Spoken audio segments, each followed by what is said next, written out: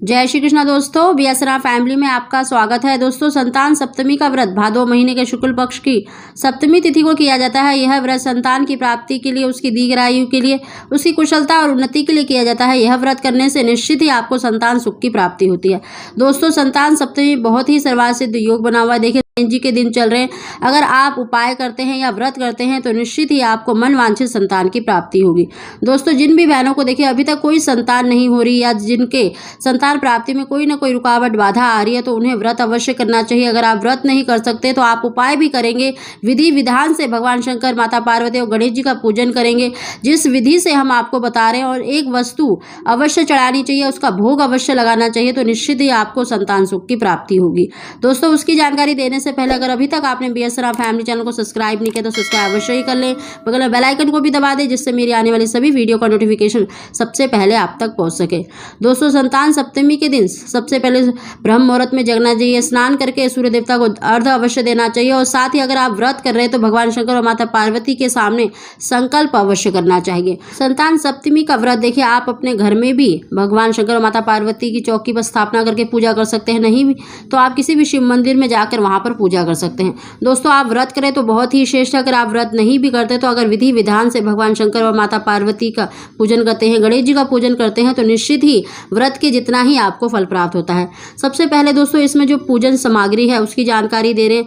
दोस्तों, देखिए जो भगवान शंकर की पूजा में सामग्री जो लगती है, देखिए हल्दी, कुमकुम, चावल, फूल माला, अक्षत और एक इसमें देखिए जो डोरा होता है, सूती डोरा या कलावा अवश्य रखें। और साथ ही इसमें देखिए एक सुपारी या फिर जटा वाला नारियल, अगर दोनों रखें तो ज़्यादा श्रेष्ठ है, नहीं तो सुपारी या नारियल अवश्य रखना चाहिए। और इसमें जो भोग बनाया जाता है, देखिए स्नान करके स्वच्छ होकर ही ये मतलब आपको भोग बनाना चाहिए। इसमें पूड़ी, खीर और मालपुए का भोग लगाया जाता है। अगर आप तीनों बनाए तो बहुत ही श्रेष्ठ है, नहीं तो आप खीर का या मालपुए का भोग यानी मीठे का भोग अवश्य लगाए भगवान शंकर को, माता पार्वती को और गणेश जी को। दोस्तों, ये सभी वस्तु आपको सामग्री ले लेनी है। और साथ ही अगर देखिए आप शिव मंदिर में जाकर अगर आप पूजा कर रहे हैं तो शिवलिंग का अभिषेक अवश्य करें। आप चाहे तो पंचामृत से स्नान कराएं या फिर गाय के दूध से या फिर आप शुद्ध जल में गंगा जल डालकर ओम नमः शिवाय कहते हुए शिवलिंग का अभिषेक अवश्य करें।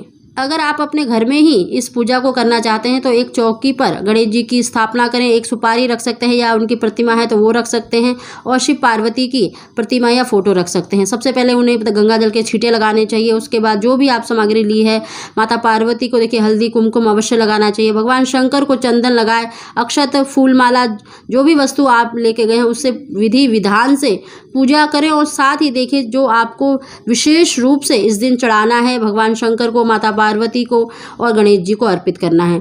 दोस्तों, इस दिन देखिए आपको एक सुपारी भगवान शंकर को अवश्य अर्पित करनी चाहिए, या नारियल या जटा वाला नारियल ले सकते हैं। उस पर 7 बार कलावा लपेटें। और अगर आपने सुपारी ली है तो आप मतलब सुपारी पर भी कलावा लपेट कर अपनी जो मनोकामना है वो बोलकर अवश्य मतलब भगवान शंकर को अर्पित करें। साथ ही दोस्तों, इस दिन देखिए चौमुखा दीपक, आटे का चौमुखा दीपक अवश्य जलाना चाहिए। भगवान शंकर से और माता पार्वती से अपनी जो भी प्रार्थना है अपनी संतान प्राप्ति के लिए, संतान की दीर्घायु के लिए, उसकी रक्षा के लिए, उन्नति के लिए प्रार्थना अवश्य करें। और जो आपने भोग बनाया है वो अवश्य भोग लगाना चाहिए। संतान सप्तमी का व्रत देखिए निराहार रहकर किया जाता है, लेकिन जिसका भोग लगाया जाता है, जैसे आपने पूड़ी का लगाया है, खीर का लगाया या फिर मालपुए का, तो जो व्रती है वो भी उसी को खाकर अपना व्रत का मतलब उद्यापन करता है, अपने व्रत को खोलता है। दोस्तों, अगर आपने व्रत नहीं भी रखा है तब भी आप खीर या मालपुए का भोग अवश्य लगाएं और उसी को ग्रहण करें। पति पत्नी दोनों ग्रहण करें और घर परिवार में जितने भी सदस्य हैं उनको भी इनका मतलब प्रसाद अवश्य दें। दोस्तों, इस तरह से पूजन अवश्य करें भगवान शंकर का, माता पार्वती का। और गणेश जी के दिन चल रहे हैं तो गणेश जी का पूजन अवश्य करें, उनको भी भोग अवश्य लगाएं।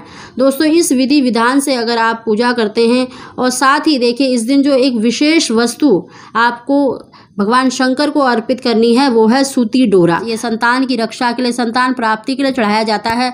और पूजा करने के बाद धूप दीप से भगवान शंकर का, माता पार्वती का पूजन करने के बाद आपको वो डोरा उठा लेना है। उस डोरे को देखिए अगर आपकी संतान है तो उसकी कलाई पर बांधा जाता है, अगर आपकी संतान नहीं है तो स्त्री अपनी कलाई पर अवश्य बांधे। इससे आपको निश्चित ही संतान सुख की प्राप्ति होगी।